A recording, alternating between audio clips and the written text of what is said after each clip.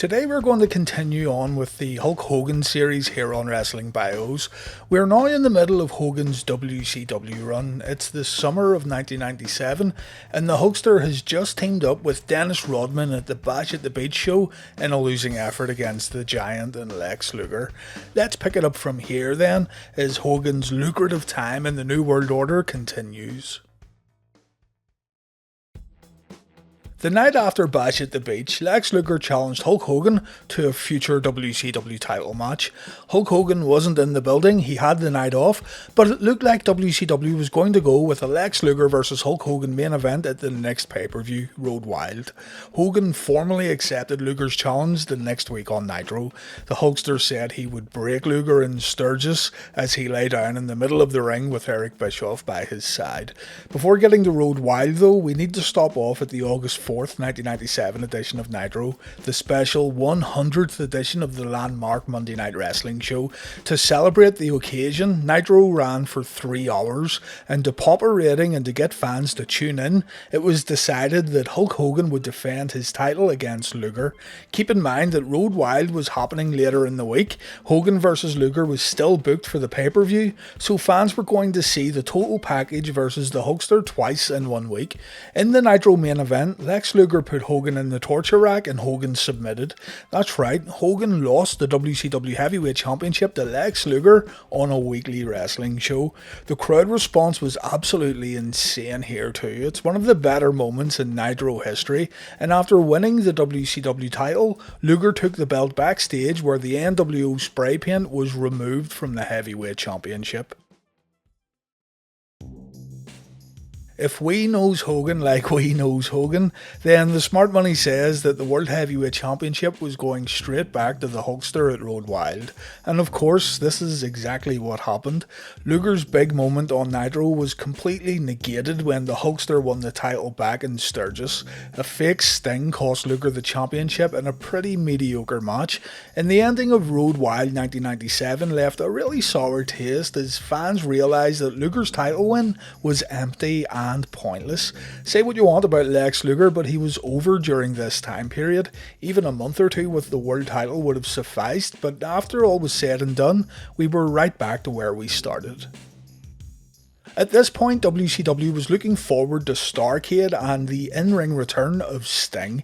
JJ Dillon had been offering Sting match contracts that JJ felt would appease the Stinger, but Sting only wanted to face one man, and that was Hulk Hogan. Eric Bischoff wanted to build the inevitable match as slow as possible, and in order to do this, Hogan would have to face other opponents in the run-up to Starrcade. Immediately following Road Wild, Hogan didn't work a single televised match until Halloween Havoc 97, and even then, the WCW title wasn't on the line. Everything was secondary here when compared to the Hogan vs Sting rivalry, and I just want to point out that I'm not bashing the creative decision at all here. It was smart and it was the right thing to do. The WCW title wasn't defended at Halloween Havoc because Roddy Piper was booked to beat Hollywood Hogan inside a steel cage. A bunch of bogus Stings stood around the cage watching the match, and the show ended with Piper taking a beating from both Hulk Hogan and Randy Savage after Hot Rod scored the victory. Hollywood Hogan vs Sting at Starrcade was made official during a contract signing held in late October of 97.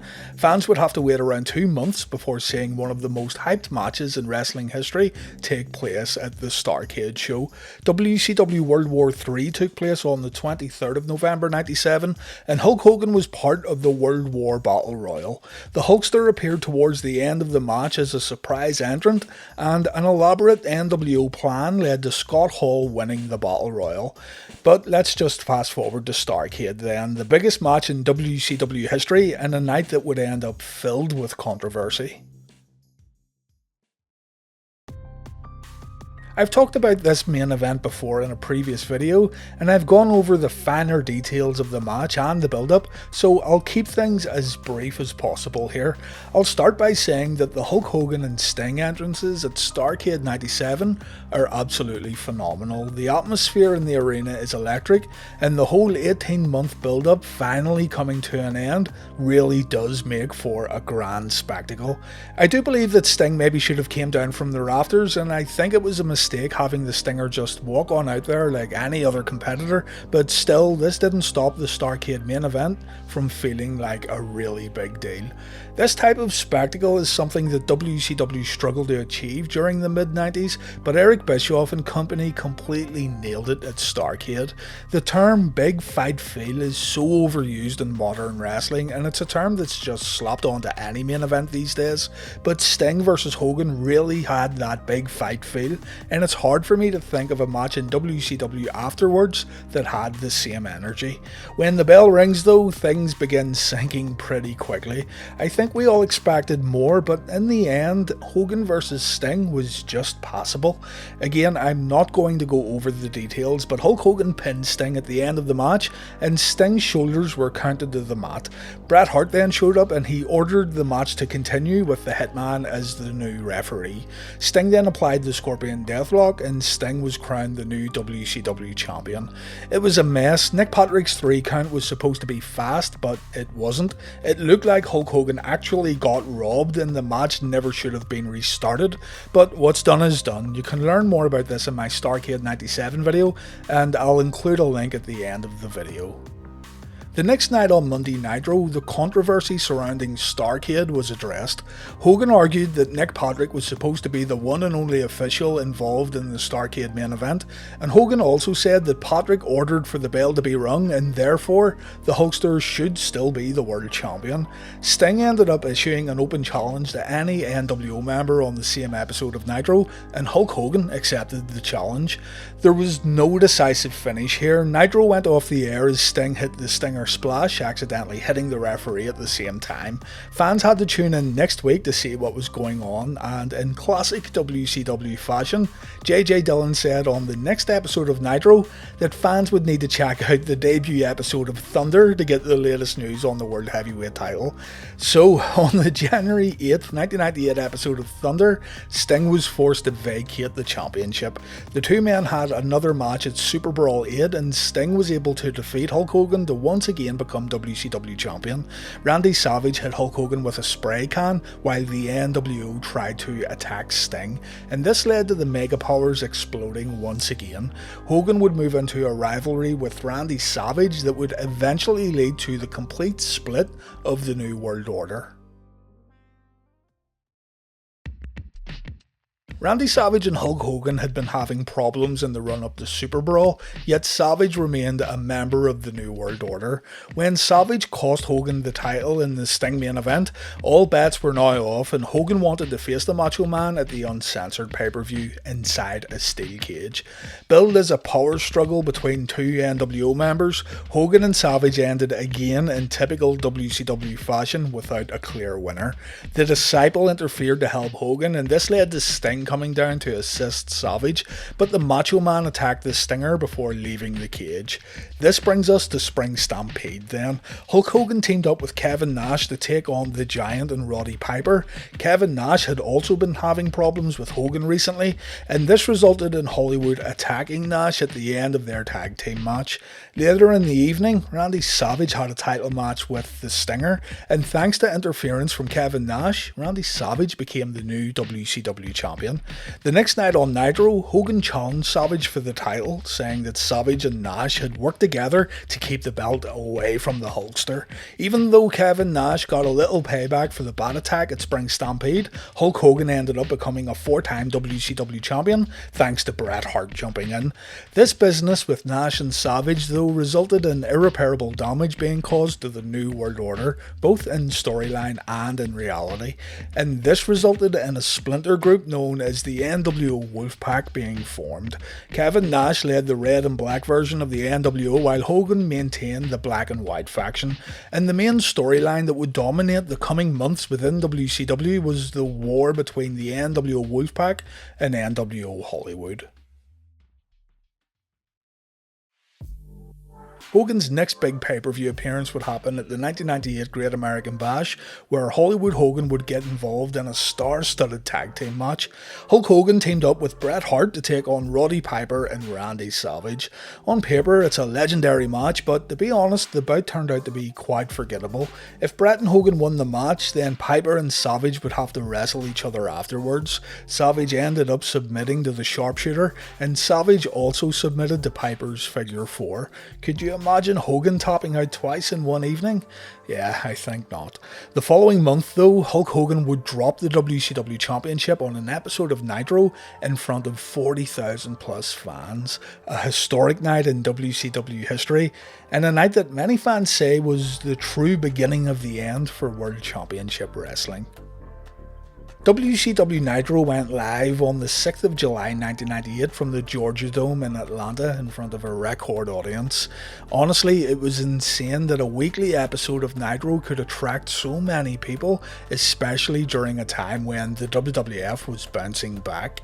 Being in Atlanta, Georgia, a lot of Turner executives were in attendance for this show, and Hulk Hogan decided to drop the WCW Championship in the main event against Bill Goldberg.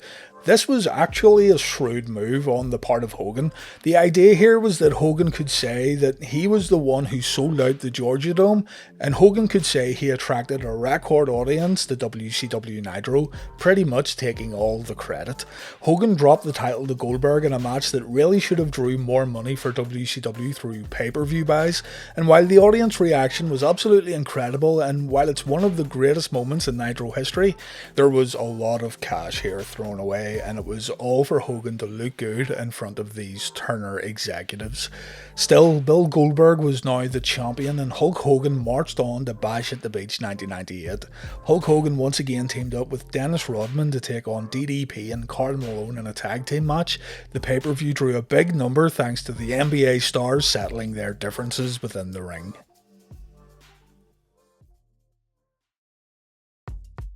Getting celebrity involvement was the name of the game once again for the next WCW pay-per-view, Road Wild 98. Jay Leno teamed up with Diamond Dallas Page this time to defeat Hogan and Eric Bischoff in a match that you really don't need to see. With that being said, the WCW and Jay Leno relationship gave WCW even more media exposure, but by this point, the wheels were starting to loosen up a little within World Championship Wrestling. The company decided to bring in the Ultimate Warrior for a match against the Hulkster, taking place at Halloween Havoc 98, but before getting there, Hogan, Bret Hart and Stevie Ray were defeated in a War Games match at Fall Brawl 98. This War Games match was really put together to further the Hogan vs Warrior singles match at Halloween Havoc, which is a shame when you consider how big of a deal War Games used to be. In the weeks leading up to Halloween Havoc, the Warrior played mind games with Hulk Hogan that were both unintentionally hilarious and insanely ridiculous. Warrior had somehow developed supernatural powers, and the Hulkster tried to sell all of this like it was legit, but really it fell flat. The Halloween Havoc 1998 main event was absolutely brutal too. Many believe, including Warrior, that Hulk Hogan wanted to gain a victory here in order to get a little retribution for WrestleMania 6, but still, that didn't stop Warrior from collecting a sweet paycheck for very little work. It's a complete mess of a match. Most will recall the botched fireball spot, but honestly, even if this bit wasn't written into the match, it was still a truly awful wrestling bout that left fans shaking their heads in disbelief. By this time, the WWF were firing on all cylinders as the Attitude Era had evolved into a full-force movement within wrestling. The WWF now seemed like the edgier and fresher product, while WCW were still giving us things like Hulk Hogan versus the Ultimate Warrior. Hulk Hogan appeared on the Jay Leno show to announce his retirement from professional wrestling on the 26th of November 98.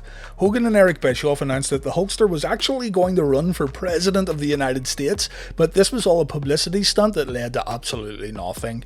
Meanwhile, Wolfpac leader Kevin Nash had become one of WCW's biggest babyfaces thanks to his work in the Wolfpac, and Kevin Nash was going to go to Starrcade 98 to face Bill Goldberg for the WCW Heavyweight Championship.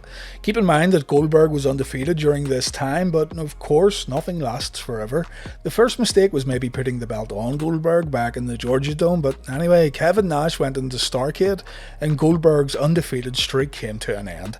Big Sexy was the new WCW champion and the title now belonged to the red and black nWo.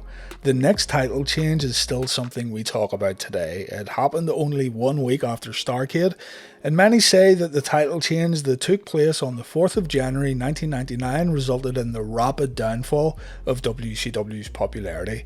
And I'm afraid you're going to have to wait until the next Hulk Hogan upload before learning the entire story. It's been requested time and time again on the channel, and I've decided to cover it in its very own upload. The Finger Poke of Doom will be uploaded very soon here on Wrestling Bios. So what can we take away from this upload when we look at Hogan's WCW work from mid-97 to late 98? Well, really, it's a political game, isn't it? There's no better example of Hogan's shenanigans than the Starrcade 97 fiasco, and while the event made Hulk Hogan a lot of money, the controversy surrounding the main event only goes to prove that this was the Hulk Hogan show, not a WCW show. Fans loved Sting. They waited all this time to see the Stinger battle Hogan, and Hogan ultimately decided that the match shouldn't end clean in order to save face. No matter what way you look at it, it's bullshit. It's been said too that the nWo Wolfpac was created due to legitimate heat backstage between Kevin Nash and Hulk Hogan, and if we believe this to be true, then we also conclude that creative differences that likely benefited Hulk Hogan was the reason for this failing relationship. The creation of nWo Wolfpac left Hogan with a very tired and very stale nWo black and white faction that included guys that fans didn't really want to see, especially when compared to the much cooler red and black nWo that eventually added guys like Lex Luger and Sting. The Goldberg match too on Nitro was another mistake, not only for the money that was thrown away, but we all knew that Goldberg's winning streak would now come to an end sooner rather than later. It's been said that the Finger Poke of Doom stemmed from Hogan dropping the belt to Goldberg in the Georgia Dome.